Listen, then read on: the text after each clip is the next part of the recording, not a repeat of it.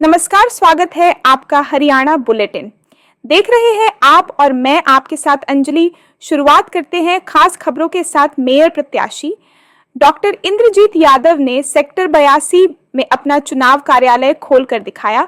अपना दम नगर निगम मानेसर के होने वाले चुनाव में मेयर प्रत्याशी के तौर पर ठोकी ताल। जब तक चुनाव की तारीखों का ऐलान होगा तब तक सभी गांव व सोसाइटी में चुनाव प्रचार का पहला दौरा कर लेंगी।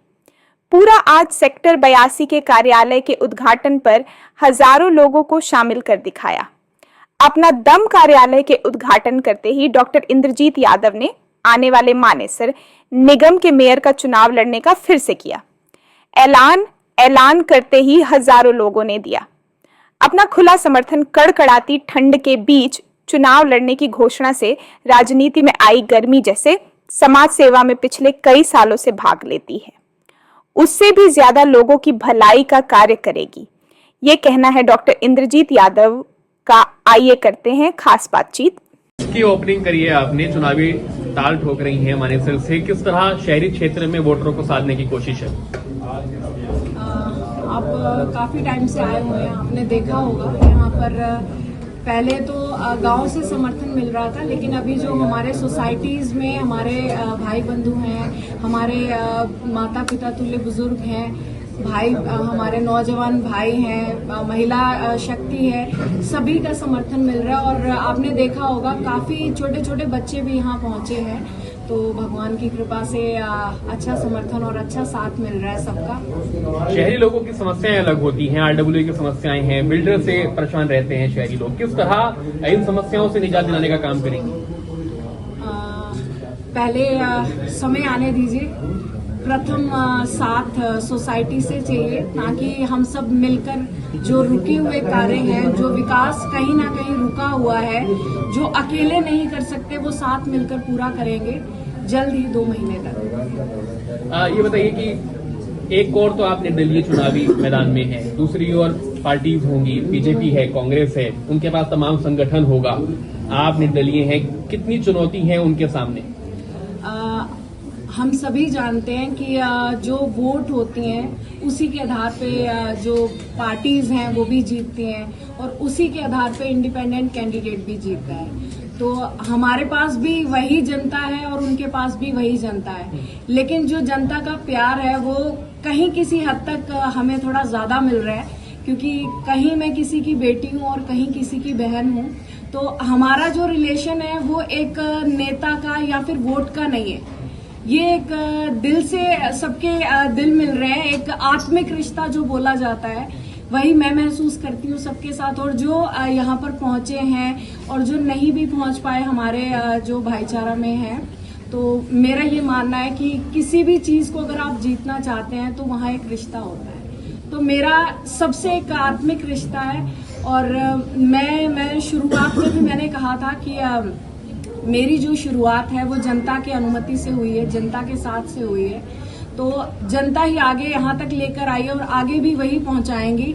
तो वही मेरी पार्टी है, वही मेरी टिकट है और वही मेरे vote bank. Doctor Indrajit Yadav किन मुद्दों को लेकर चुनावी मैदान में उतरे हैं? भाई साहब, मुद्दे तो बहुत हैं, क्योंकि आप भी जानते होंगे पहले पंचायती राज था यहाँ पर, जिसमें कुछ एक लिमिटेशंस थी, जिसकी वजह से यहाँ पे नगर निगम को लाया गया। नगर निगम में पानी को लेकर भी काफी समस्याएं हैं, पीने का पानी साफ नहीं है, क्योंकि जो पानी की और कई जगह तो पानी ही नहीं है, और कई जगह देखा जाए तो पानी की निकासी नहीं है, और कई जगह जो हम घर का कूड़ा कचरा कहाँ डालें उसकी व्यवस्था भी नहीं है। तो बिजली की समस्या है, रोड नहीं है, रोडों की समस्या है। फिर गांव में देहात में जाएं तो वहां पर जो बंदरों का है उनका बहुत ज्यादा आतंक है, जिसके कुछ थोड़े उपचार अब भी किए गए हैं। लेकिन ये मुख्य समस्या, और इसके साथ साथ देखा जाए तो सबसे मुख्य समस्या जो है वो है बेरोजगारी। शहरी क्षेत्र में सब सक्षम है, लेकिन देहाती जो हमारा इलाका है मानेसर नगर निगम का, वहां पर हमारे पढ़े लिखे जो बच्चे हैं उनको भी नौकरियां नहीं है। तो कहीं ना कहीं जो हमारा मानेसर नगर निगम है, ये हमें वो जो बेरोजगारी का तमाचा जो हमारे मुंह पर लग रहा है उससे हमें कहीं ना कहीं तक बचाएगी और हमारे बच्चों को हम नगर निगम में नौकरियां दिला सकते हैं उनकी शिक्षा के हिसाब से।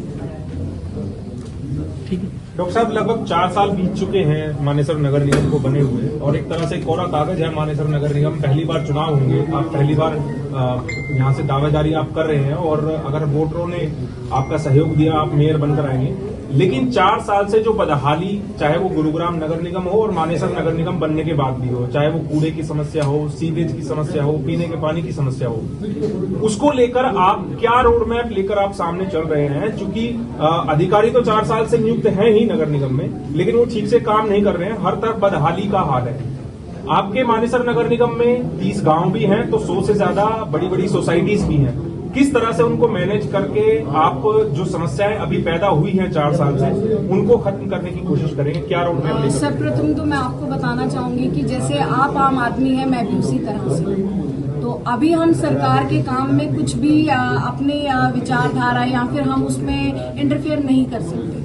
तो हमारी भी कुछ पाबंदियां हैं जिसके तहत जो छोटे मोटे काम हम कर सकते हैं वो हम कर रहे हैं। अगर कहीं गड्ढा भरवाना है, हमारे जो मतलब हमारे बिहाफ में जो काम है वो हम करवा रहे हैं। लेकिन आने वाले समय में अगर आप सबका साथ रहा, जनता का साथ रहा, तो आप देखिएगा इंदौर का जो नगर निगम है वो सबसे नंबर 1 कहा जाता है। लेकिन उस टाइम पे अगर मुझे मौका दिया गया तो आने वाले 2 से 3 सालों में आप कहेंगे कि मानेसर नगर निगम सर्वप्रथम है। समर्थन मिल रहा है, जनता के बीच जा रहे हैं आप, चुनावी प्रचार शुरू कर दिया होगा, किस तरह का समर्थन मिल रहा है? देखो, दिसंबर 2020 में इस नगर निगम की शुरुआत गठन हुआ था और जनवरी 21 में हमारे इलाके की सरदारी ने डॉक्टर इंद्रजीत यादव जी के समाज सेवा को देखते हुए उनको एक जिम्मेदारी दी थी कि इस मानेसर नगर निगम को एक मजबूत नेतृत्व की जरूरत है। तो आप आगे आइए और इस मानेसर नगर निगम के मेयर का जो चुनाव होगा उसमें आप भागीदारी करिए।